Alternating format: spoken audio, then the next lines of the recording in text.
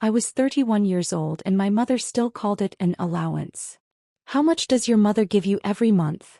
My sister Ashley had asked at last year's Christmas dinner, loud enough for everyone to hear. 1,000? 1,500. That's between Mom and me, I'd answered quietly. So embarrassing, my brother Trevor had muttered to his wife. Still living off Mom at her age. Now, at Thanksgiving dinner in my parents' Connecticut estate, the subject had come up again. I was setting the table, my usual role at family gatherings, when Mom swept into the dining room with Ashley and my Aunt Linda. I've been thinking, Mom announced, examining the silverware placement I'd just completed and immediately rearranging 2 forks. Madison is 31 years old. Still taking money from us every month. It's really become unseemly. I continued folding napkins. Okay. Ashley laughed. That's all you have to say? What would you like me to say? Mom turned to face me fully. She was wearing a cream silk blouse that cost more than my rent and her signature pearls. I'd like you to show some initiative. Some independence. Your siblings have careers, homes, families. You have a part-time job at a library and an apartment in Queens. And a degree in library science, Aunt Linda added helpfully. Which cost how much in student loans? Those are paid off, I said quietly. Because we paid them, Mom corrected. $30,000. Which you've never even thanked us for properly. I had thanked them. Multiple times. But that wasn't the point of this conversation and I knew it. Trevor entered with his wife Rachel, both of them dressed like they'd stepped out of a country club catalog. Are we talking about Madison's allowance? Trevor asked. Please tell me you're finally cutting her off. We are, Mom said decisively. No more monthly allowance. Time to grow up. The words hung in the air. Around the table I could feel the satisfaction radiating from my family. This was a moment they'd been building toward, a culmination of years of subtle, and not so subtle, digs about my dependence, my failure to launch, my inability to be successful like them. Madison. Mom prompted. Nothing to say? I set down the napkin I'd been folding. I understand. Good, Dad said, entering from his study. He poured himself a scotch from the sideboard. It's for your own good. You need to learn to stand on your own 2 feet. At 31, most people have already learned that, Ashley added. She was scrolling through her phone, not even looking at me. I was making 6 figures by 28. I was married with 2 kids by 30, Rachel contributed. The point is, Mom said, her voice taking on that particular tone she used when she wanted to sound both concerned and condescending, we've been enabling you. It stops today. No more monthly money. You'll need to figure out how to survive on your library salary. Trevor leaned against the doorframe, smirking. How much do librarians make anyway? 35,000? 40. Something like that, I said. Jesus, he muttered. How do you even afford New York on that? I didn't answer. Around me, the family settled into pre-dinner drinks, the subject of my financial inadequacy apparently resolved. I returned to the kitchen to help with final preparations. Don't worry, dear, Mrs. Chin, my parents' longtime housekeeper, said softly as I entered. You'll be fine. I know, I replied, checking the turkey temperature. Do they really not know? She asked, her voice barely above a whisper. Apparently not. She shook her head, suppressing a smile. Your grandfather would have found this hilarious. He would have. Grandpa Morrison had possessed a wicked sense of humor and a deep appreciation for irony. It's why he'd structured his trust the way he had. Dinner was the usual performance. The table was set with china that cost more than most people's cars. The wine was expensive. The conversation revolved around achievements. Trevor's latest promotion, Ashley's new Tesla, my cousin Brandon's hedge fund success. And Madison, Aunt Linda said during dessert, her voice dripping with false sweetness. What's new with you? Any career developments? Promotions? Dating anyone? Nothing exciting, I said, taking a small bite of pie. Still just checking out books? Trevor asked. Something like that. Mom sighed dramatically. Well, perhaps without our support you'll be motivated to aim higher. Find a real career. Meet someone successful. Maybe take some business courses, Dad suggested. Learn about investments, financial planning. Things that matter in the real world. Ashley laughed into her wine. Can you imagine Madison managing money? She can barely manage her own rent. I caught Mrs. Chen's eye from where she was clearing plates. She pressed her lips together, fighting a smile. The allowance stops effective immediately, Mom announced as if she hadn't made this clear enough already. No more monthly deposits. You're on your own. I understand, I said again. You keep saying that, Trevor observed. But do you really? Do you understand that you'll need to budget, to cut expenses, to actually work for a living like the rest of us? I believe I can manage. Ashley set down her phone, looking at me directly for the first time all evening. You know what? I think this is going to be good for you. A wake-up call. You've been coasting for too long. Coasting, I repeated neutrally. Living off family money while the rest of us built careers and families. Yes, coasting. She picked up her phone again. Time to join the real world, baby sister. The conversation moved on to other topics. Trevor's son's acceptance to a prestigious private school, Ashley's upcoming vacation to the Maldives, Dad's golf handicap. I sat quietly, finishing my pie, listening to my family discuss their successes and their plans. At 9 p.m. I excused myself. I should head home. Long subway ride. Oh, still taking the subway, Aunt Linda cooed. How quaint. Let me know if you need help finding a second job, Trevor called as I gathered my coat. I know some people who are hiring for retail. Not glamorous, but it's honest work. Thank you, I said. Mom walked me to the door. Madison, I want you to know this isn't punishment. Tough love. You need to learn to be independent. I appreciate that. Do you? He studied my face. Sometimes I can't tell what you're thinking. You're so quiet, so passive. It worries me. I'm fine, Mom. Are you angry with us? I considered the question. No. Good. Because this really is for your own good. She squeezed my shoulder. Call if you need anything. Advice, I mean. Not money. Of course. I took the train back to Queens, watching the city lights blur past the window. My phone buzzed with a text from Ashley. Seriously though, if you need help with a resume, I know people. And from Trevor. Dad says you looked upset. Don't be dramatic. This is just reality. When I got home to my small but comfortable one-bedroom apartment, I made tea and sat at my desk. From a locked drawer I pulled out a folder of documents. Documents my family apparently had no idea existed. The Morrison Family Trust. Established by my grandfather 35 years ago. Current value, approximately $52 million. Trust manager, Madison Elizabeth Williams. Appointed 3 years ago. I had been 28 when Grandpa Morrison's lawyer, James Chen, Mrs. Chen's son, had called me to his office. Your grandfather left specific instructions, James had explained. The trust was to be managed by the grandchild who best demonstrated financial responsibility, ethical judgment, and genuine care for family rather than family money. Why me? I'd asked. Because you were the only one who visited him every week in his last years. The only one who listened to his stories instead of asking about your inheritance. The only one who lived within your means despite having the option not to. James had slid papers across his desk. He also noted that you were the only grandchild who understood the difference between net worth and self-worth. Does my family know? That you're the trust manager? Well, your grandfather felt it would be illuminating to see how they treated you without that knowledge. For 3 years I had quietly managed the trust.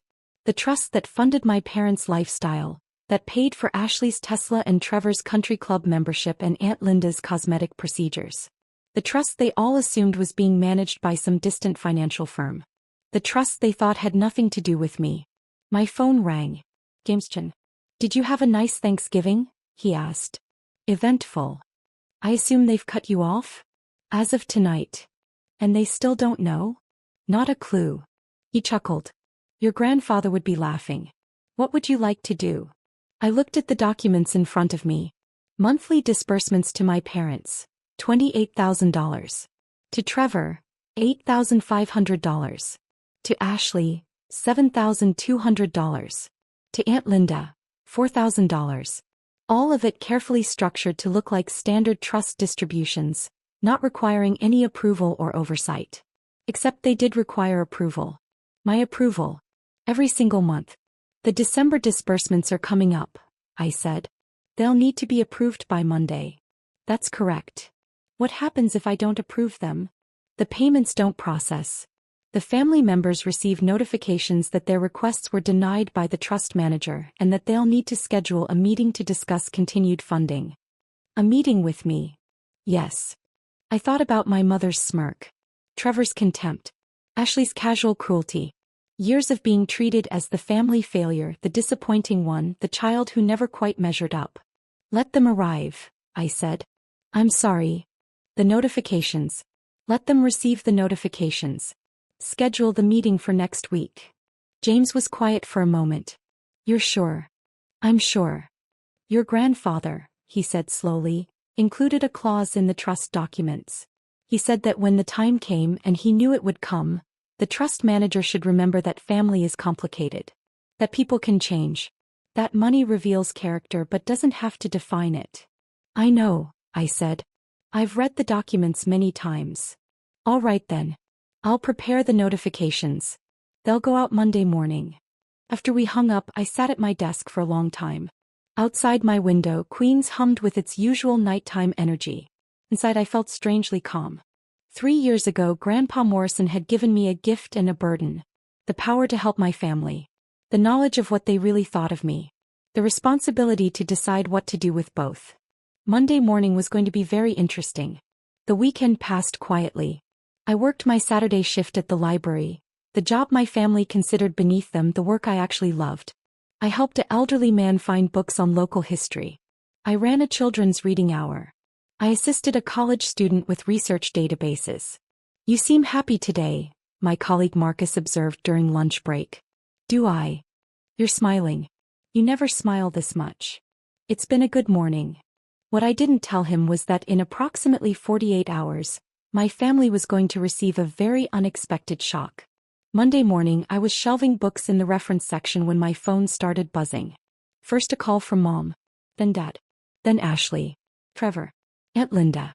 All within 15 minutes. I let them go to voicemail. By noon, I had 23 missed calls and 17 text messages. Mom, Madison, call me immediately. There's been a problem with the trust. Dad, we need to talk. Something's wrong with our account. Ashley, did you get a weird notice from Grandpa's trust? What is going on? Trevor, call Mom. Some issue with the family money. Aunt Linda, has anyone explained what's happening? I'm supposed to meet with the trust manager? At 1 p.m. my phone rang again. James Chin. They're all trying to reach me, he said. Your mother has called 6 times. Your father threatened to speak to my superiors. Ashley demanded an emergency meeting. What did you tell them? That the trust manager will meet with all family members on Wednesday at 2 p.m. That attendance is mandatory for continued consideration of disbursement requests. And that the trust manager's identity would be revealed at that time. How did they take it? Your mother asked if she should bring her lawyer. Your father asked if this was some kind of scam. Trevor asked how much the trust manager makes because he's in finance and might be interested in the position. I couldn't help laughing. Of course he did. Wednesday at 2, Madison. My office. Are you ready for this? I thought about Thanksgiving dinner. About years of being dismissed, overlooked, and pitted. About my mother's smirk as she announced I was being cut off. I'm ready. Tuesday night, I received an email from Ashley.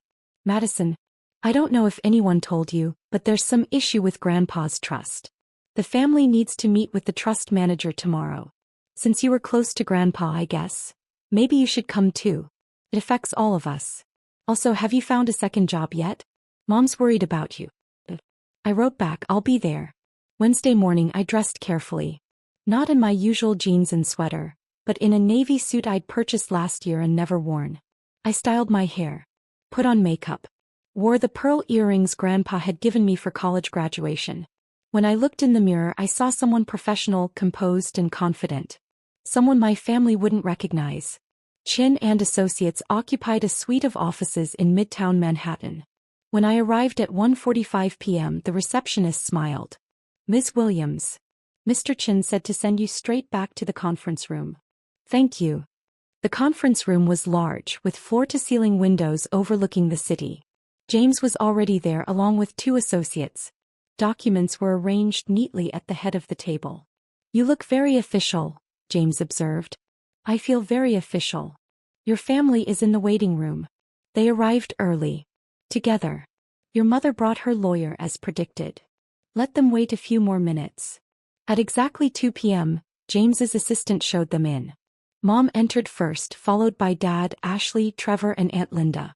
Mom's lawyer, a severe woman in an expensive suit, brought up the rear.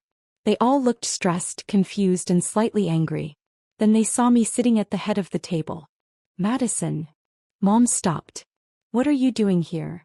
Please sit down, James said, gesturing to the chairs arranged on the opposite side of the table. Why is Madison here? Trevor demanded. This is a family financial matter. She doesn't need to be involved. Actually, James said calmly, Ms. Williams is the reason you're all here. Ashley frowned. What does that mean? I met her eyes steadily. It means I'm the trust manager. The silence was absolute. That's impossible, Dad said finally. It's documented fact, James replied. He slid papers across the table. Madison Elizabeth Williams has been the trust manager for the Morrison Family Trust for the past 3 years. She has sole authority over all disbursements, investment decisions, and distribution schedules. Mom's face had gone pale. This is a joke. It's not, I said quietly. Grandpa Morrison appointed me trust manager when I was 28. I've been managing the trust and approving your monthly disbursements ever since. But you're... Ashley couldn't seem to finish the sentence. I'm what? I asked. A librarian? Living in Queens? Taking an allowance from Mom? Trevor leaned forward. If you're the trust manager, why would you take an allowance from Mom? I don't, I said simply. I never have. The money that appears in my account every month comes from the trust. The same trust that funds all of your lifestyles. I approved it for myself just like I approved it for everyone else. Mom's lawyer cleared her throat. Ms. Williams, if you're claiming to be the trust manager, we'll need to see documentation. Proof of authority. Verification of. James slid a thick folder across the table. Complete documentation. Trust appointment papers signed by Morrison Family Trust founder William Morrison 3 years ago. Madison's credentials as a certified financial manager. She completed her certification 2 years ago. Monthly disbursement records for the past 36 months, all bearing her approval signature. Investment performance reports. Everything you need to verify her authority. The lawyer opened the folder, scanning the documents. Her expression shifted from skepticism to surprise to something like professional respect. These appear to be in order. They are in order, I said. I've been doing this job for 3 years. The trust has grown from $42 million to $52 million during that time through careful investment and management. Dad was staring at me like he'd never seen me before. You've been managing our money? The family money, I corrected.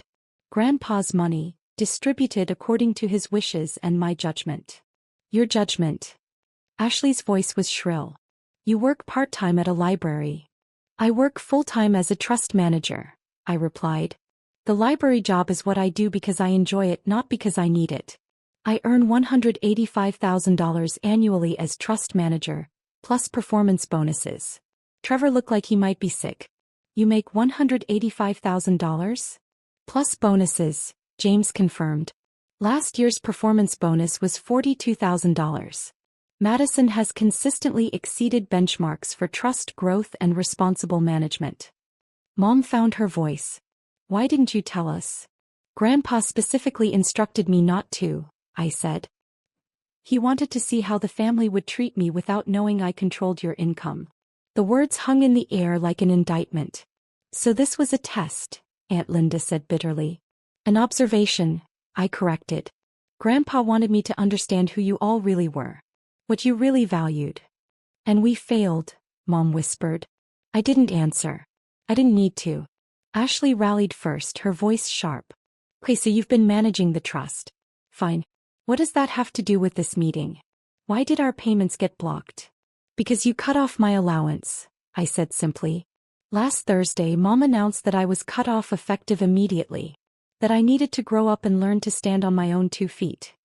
Oh my God, Trevor muttered. You were lecturing me about financial responsibility, I continued, while living on trust money that I had approved. You were mocking my career while I was managing your income. You were calling me a failure while ensuring you could maintain your lifestyles. Mom's hands were shaking. Madison, we didn't know. That's exactly the point, I interrupted. You didn't know and you treated me terribly anyway. You assumed I was dependent on you. You belittled my choices. You laughed at my apartment and my job and my life. We were trying to motivate you, Dad said weakly. No, I said. You were trying to feel superior. There's a difference. James cleared his throat. The purpose of this meeting is to discuss the continuation of monthly disbursements. Ms. Williams has asked me to review the current distribution schedule and family financial situations. He pulled out more documents. George and Patricia Morrison currently receive $28,000 monthly from the trust. This covers their mortgage on a property worth $3.2 million, country club dues, car leases, travel expenses, and general lifestyle costs. Your actual combined income from George's consulting work is approximately $7,500 monthly. Mom closed her eyes. Trevor Morrison receives $8,500 monthly, which supplements his salary and covers private school tuition for his children, his car lease, and discretionary spending. Ashley Morrison receives $7,200 monthly for similar purposes. Linda Harper receives $4,000 monthly for living expenses. Everyone in this room, James continued, is living significantly beyond their actual means, supported by trust disbursements that Madison has been approving every month. So what? Ashley demanded. That's what the trust is for. Grandpa set it up for family. Grandpa set it up to be managed wisely, I corrected. He gave the trust manager full authority over distributions, including the authority to modify or discontinue them. The temperature in the room seemed to drop several degrees. You wouldn't, Trevor said. But his voice was uncertain. I wouldn't what? I asked. Cut you off? The way Mom cut me off last Thursday. That was different, Mom said desperately. We thought you needed tough love. We thought we were helping. Were you? I looked at each of them in turn. Because from where I was sitting it felt a lot like cruelty. Like taking pleasure in having power over me. No one answered. Madison, Dad said carefully, what do you want? It was a good question. What did I want? I thought about Grandpa Morrison, who had built a fortune through careful work and smart investments. Who had loved his family but worried about what money would do to them. Who had trusted me to manage both the money and the relationships. I want, I said slowly, for you to understand something. The money you've been receiving? It's not automatic. It's not guaranteed. It's not your right. We know that, Ashley said. Do you? Because you've been treating it like a salary. Like something you deserve just for existing. I leaned forward. Every month I approve your disbursements. Every month I look at your requests and expenses. Every month I decide whether you're using Grandpa's money responsibly. And Trevor's jaw was tight. And I've been seeing some concerning patterns.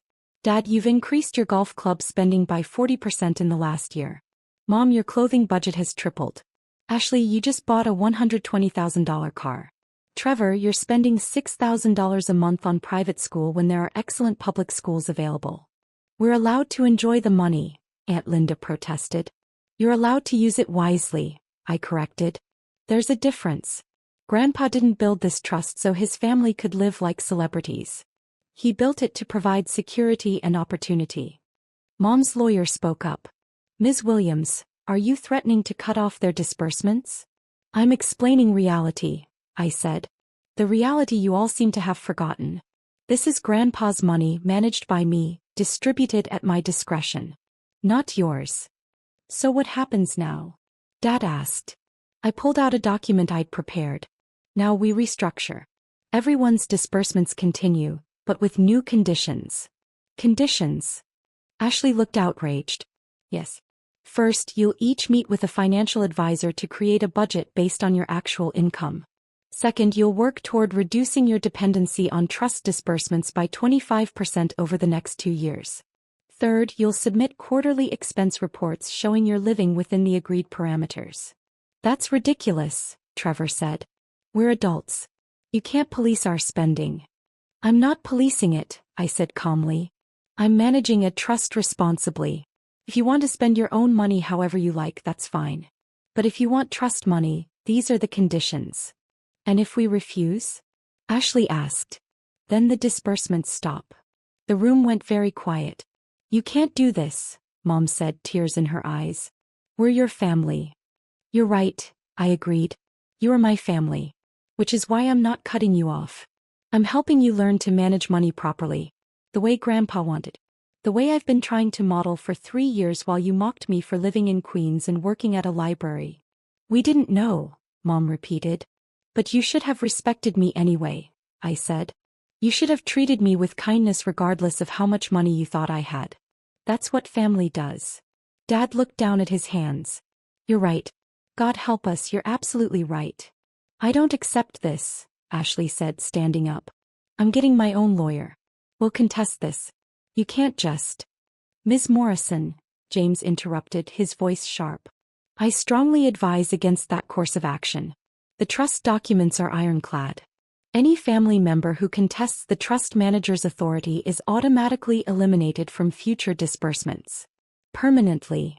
Ashley sat back down. The choice is yours, I said. Accept the new conditions and learn to live responsibly. Or refuse and learn to live on your actual incomes. I stood up. You have until Friday to decide. Send your responses to James. I gathered my papers and walked to the door. Madison, Mom called. Wait. I turned back. I'm sorry, she said. Her voice broke. I'm so sorry. For Thanksgiving. For all of it. For not seeing who you really are. I appreciate that, I said. But sorry isn't enough.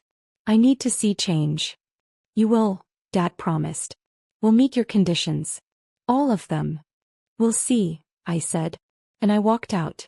That evening I was back in my Queens apartment making dinner when my phone rang. Ashley. I almost didn't answer. But curiosity won. What do you want? To apologize, Ashley said. She sounded exhausted. And to tell you you're right. About everything. I stirred the pasta sauce, waiting. I've been thinking about Thanksgiving, she continued. About how we treated you. How I treated you. And Madison. I was cruel. Genuinely cruel. Yes, I agreed. You were. I think I was jealous. That surprised me. Jealous of what? Of you being happy. You always seemed content with your life, with your choices. And I am not. I make 6 figures and drive a Tesla and I'm miserable. My job is exhausting. My marriage is strained. I can't afford my lifestyle without the trust money, and I hate that about myself. I turned off the stove. Ashley. No, let me finish. I think we all resented you because you seemed free. You weren't trapped in the performance of success like the rest of us. You weren't drowning in debt and appearances.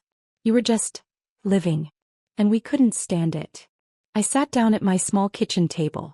Why are you telling me this? Because you deserve to know. And because I'm going to accept your conditions. I'm going to meet with the financial advisor. I'm going to create a budget. I'm going to learn to live within my actual means. She paused. But I'm also going to apologize properly. 4 years of being a terrible sister. I appreciate that. Do you forgive me? I thought about it. I don't know yet. But I'm willing to see if you can change. That's more than I deserve, Ashley said quietly. Thank you. After we hung up, I finished making dinner. My phone buzzed with text. Trevor, accepting the conditions. Let's talk soon. Dad, Mom and I are meeting with an advisor tomorrow. We'll do better. Even Aunt Linda, you're tougher than you look, kid. Respect. I ate my pasta and watched the city lights outside my window. Somewhere across town, my family was grappling with a new reality. One where I wasn't the failure. Where I wasn't the one who needed to grow up. Where I was and had always been exactly who I needed to be. 6 months later, I had dinner with my parents at their house. A Thursday evening tradition we'd reinstated. The financial advisor says we've reduced our monthly expenses by $8,000, Mom said, showing me their budget spreadsheet with genuine pride. We canceled the country club membership. It was excessive. And I'm taking on more consulting work, Dad added.